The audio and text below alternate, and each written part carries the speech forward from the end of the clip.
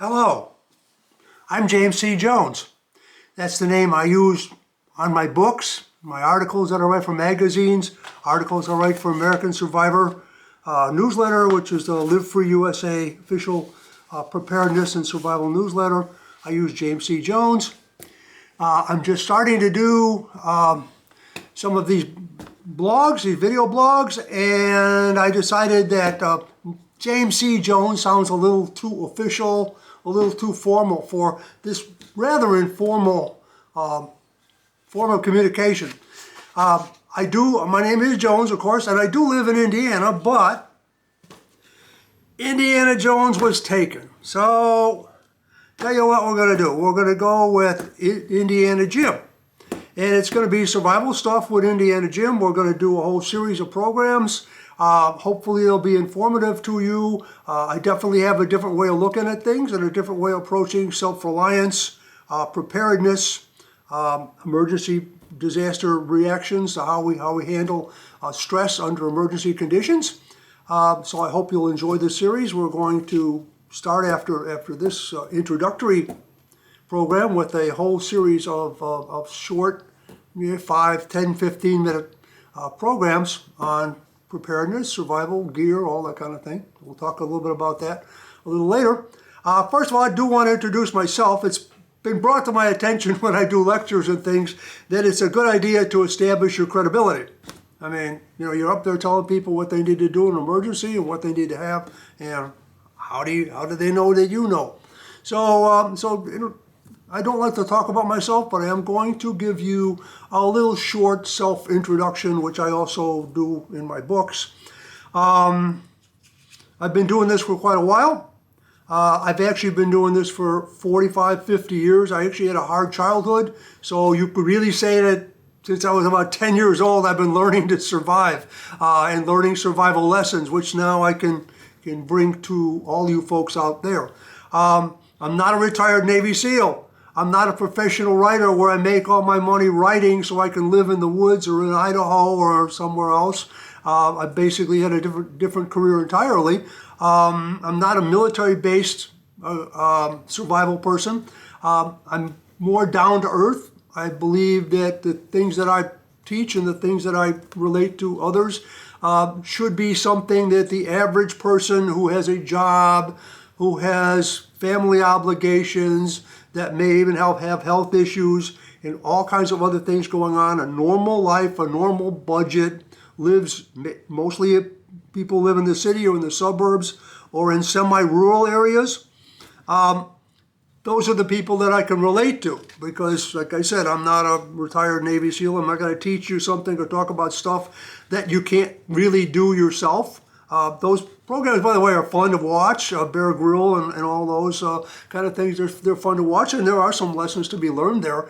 But how much do they apply to you at home with your family, at your job, those kind of things? That's where I'm coming from. I will not and do not promote products for money or groups or organizations for money. I promote Live Free USA because I actually founded the group back in 1968. Actually, earlier than that, actually, the founding of it was. But anyway, I founded that group. It's a nonprofit organization. You can go to that website at americansurvivor.org and you'll see some of my material and some of these things, and you'll probably see these videos as well. But I don't do promotions for products. If I show you a product, I may or may not say, well, this comes from this company or this comes from that company.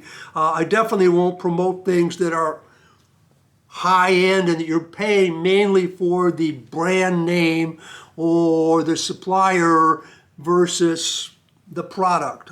There's no knife. A $400 knife does not cut 4 times as good as a $100 knife, okay? Something in between. I don't go cheap, but I definitely don't go where you're spending too much of your survival budget and your preparedness budget on one thing to the detriment of some other area you need to invest in. I was born and raised on the south side of Chicago, in the tough south side of Chicago, not the nice south side of Chicago. I'm raised in a neighborhood that had a lot of gangs. I actually stayed in Chicago for most of my life. So I can really relate to urban survival. I had a conversation years ago with a guy. I was making some recommendations about weapons, for surviving in the city, and he started spouting off that I didn't know what I was talking about. And I said, well, where do you live? And he said, Idaho. Where do I live? South side of Chicago. Which one of us knows what we're talking about? As I said earlier, I had a sort of a tough childhood. I have lived in a house that didn't have electricity for 3 or 4 weeks. Where the water was turned off, where there was no heat, where I had to go out and gather wood in the nearby woods and construction project just to get some fire in the furnace so we could warm up the house. Yeah, in the old days we had coal furnaces and you could put wood in there to heat them up. But point was, I was very tough times as a child, and I learned a lot of survival is drilled into my head. I probably had my first survival pack when I was 10 years old, the little things that I have. I still have a few of those things. As a matter of fact, I have a blanket. That was my Army blanket. Remember, it was after World War II when I was born. The Army blanket and a canteen and a couple other things that I used to carry around when I was 10 years old. I've always had survival capabilities. I never was confident that anybody else was going to take care of me. So that's where I'm coming from. I don't apologize for it. It makes me more focused, and most Americans have never been cold and hungry. I've been cold and hungry for extended lengths of time. So I know what I'm talking about. I believe I know what I'm talking about. I did spend a considerable amount of time camping. I got into caving, rock climbing, river rafting, shooting, that kind of thing. That brought me to the point of understanding outdoor survival, that side of the survival. You have the urban survival, the emergency preparedness, but you also have the outdoor survival part of it.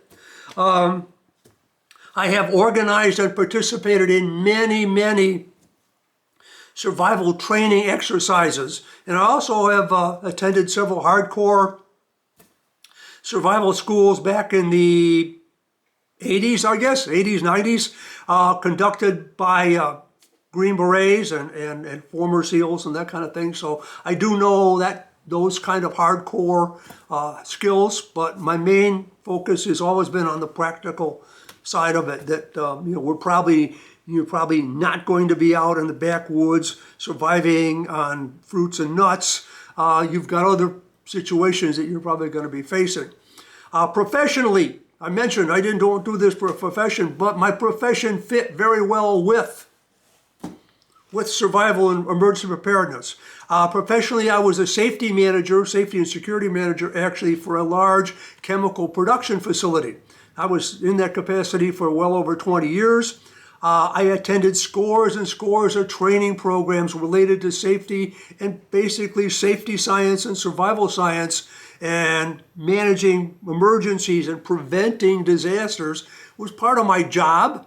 And there are approaches and techniques that I learned and used in my job in safety that apply directly to your home preparedness, to your anticipating emergencies. By the way, anticipation is the first of my 10 principles of survival. Anticipating emergencies and solving the problem before the problem happens. So I won numerous awards from the National Safety Council and from OSHA in that capacity, so I guess I did pretty well. In addition to that, I am a certified emergency medical technician. I'm a certified safety emergency responder. I'm also active in the volunteers and police service in my town, so I'm somewhat familiar with the police techniques and police approaches to things. I'm also involved in the civilian emergency response team, which is sort of run by the fire department, and that's an organization of civilians that helps the police and the fire department during emergencies. Both the VIPS program, the Volunteers and Police Service, and the search program, Civilian Emergency Response Teams, were a reaction to the 9/11 terrorist attack, and those are programs that are still running. And if your town has one, I kind of would recommend that you get involved. The safer you can make your town, the safer you can make your society, the safer you are. So I'm not of the hermit type of, well, hide in your basement and don't tell anybody what you're doing. Get involved in your community, make your community stronger, make your community safer, make your neighbors better prepared. I've spent a lot of time studying the psychology of how people react to stress under disaster conditions. Now, disaster can be a fire in your house, or it can be a worldwide pandemic, or a flood in your community, any of those conditions. But the way people react to those conditions is something that I've studied and I cover in my 10 Principles of Survival and in many of my books and classes. So we need to be able to anticipate the future, and things are going to get pretty dangerous. I have written 4 books. Interesting enough, I only intended to write 1 book in my whole life. I wrote this book back in, I think it was 2015, and Advanced Survival. This is published by Skyhorse Publishing. This is my first book out. It's basically a self-reliance book. I'm not going to get into detail about the books, but this one covers all the how to replace all the services that society provides for you now, one by one. You know, the toilet doesn't flush, the water doesn't come out of the faucet, the grocery store is not available, the hospital's not available, police aren't coming. Well, what do you do? That's in here. The next book I did was 10 ways to do everything related to survival. So 10 ways to start a fire, 10 ways to build a shelter, just 10 of everything, 10 medical skills, 10 ways to defend yourself on the street. I cover a lot on self-defense in this book, but also a lot of other things, first aid and those, all emergencies. Then this book, which is 150 Survival Secrets, again from some Skyhorse Publishing. This covers a lot of that controversial stuff, like what do you do when your neighbors come pounding on your door because they didn't put away anything, okay? What do you do if you live in a gang-infested neighborhood? What do you do, and I've had this question many times when I've done lectures, I don't have anything. How do I get started? Okay, those kind of things. But a lot of controversial stuff too, like what's the difference between a militia and a survival group? What's the difference between a survival group and a prepper? What's the difference between a survivalist and a prepper? What military skills does a survivalist or a survivor might need? All those kind of things in that book. Latest book is The Ultimate Guide to Survival Gear. I don't even have the book yet. It's coming out this week, actually. So, but this is the copy of the cover they sent. This, as its name implies, it covers all the kinds of gear. No skills, no other things like that. It covers all the different items, and there's a lot of 35 categories of items. You know, water purifiers, backpacks, weapons, knives, food, you name it, it's in here. It covers everything, even the old surplus stuff. And it also, at the end of it, I bring it all together in what kind of packs you need to have, the different ways to bring this gear together and make an evacuation pack, a short-term survival pack, long-term, go back in the woods and don't come out for 2 months pack, get home pack, and various types of hybrid packs where you can put these things together to fit your needs. I don't really advise people just buying a pack off the shelf from a pre-packaged because everybody's needs and capabilities are different. But yeah, I cover gear in there. Working now on a great first aid book. It's going to be the Prepper's First Aid Handbook, at least that's the working title. And it's going to cover everything that you need to know, including how to reset shoulders and that kind of thing. As an EMT, I cover what you need to do to save a life and prevent further injury until the ambulance comes. And then I go a couple steps further. What if the ambulance is not coming? What if it's a long-term situation and you need to reset a leg or reset a dislocated shoulder or do some more or suture a wound? Wound management, those kind of things, how to react to various types of communicable diseases and protect yourself. Blast, explosions, nuclear survival, all those kind of things I cover in this new book that's coming out from Skyhorse Publishing. It should be out in early 2022. So anyhow, that's what I've been doing. I think I do have some qualifications. I seriously and thoroughly believe that preparedness and self-reliance is the duty of every responsible citizen, and that self-reliant families are the foundation of a free and safe society. So that's my mantra, or one of my mantras at any rate. So let's talk a little bit about what we're going to do. It's going to be survival stuff with Indiana Jim. We're going to talk about a wide variety of subjects. We're going to talk about the psychology of survival, how to control your own reactions and your mental reactions, and how to adjust yourself to deal with that stress when, as the French say, the merde hits the circuit d'étude. Boom! Oh, what do I do? What do I do?